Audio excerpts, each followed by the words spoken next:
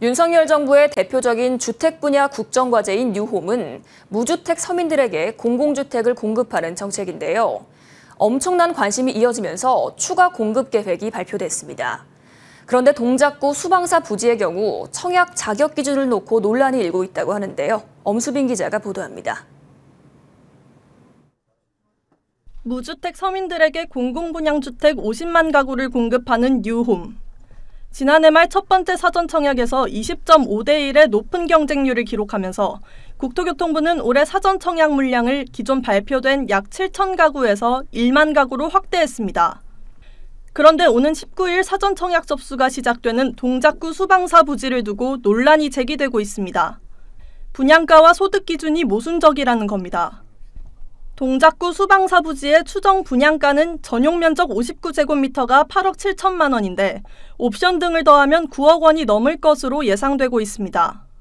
일반형 청약이어서 전용 모기지가 없고 대출은 최대 4억 원까지 가능해 현금으로 5억 원 정도는 있어야 분양을 받을 수 있을 것으로 보여집니다. 하지만 소득 기준은 일반 공급 3인 가구 기준 650만 원으로 맞벌이만 해도 기준을 충족할 수 없는 금액입니다. 자산 기준 역시 부동산 2억 원, 자동차 3,600만 원 정도로 높지 않습니다. 그러자 관련 커뮤니티에는 적은 소득으로 현금 5억 원가량을 모은 사람이 얼마나 될지 의문을 품는 게시글이 쏟아졌습니다. 소위 금수저만 청약이 가능한 것 아니냐는 겁니다. 부족한 금액은 시중은행 대출로 받을 수도 있다고 하지만 이자 부담을 생각하면 현실성이 부족합니다. 이에 대해 국토부는 공공주택은 저소득 무주택 서민을 위한 것이어서 자산이나 소득 기준을 높여버리면 고소득자까지도 들어올 수 있는 문제가 있다고 답했습니다. 그러나 부모로부터 현금 지원을 받는 저소득자들이 대거 혜택을 볼 수 있다는 우려에 대한 대책은 없습니다. 현재 부모 자산까지 청약 기준에 포함하는 건 나눔형 청약의 미혼 청년 대상으로만 한정돼 있습니다.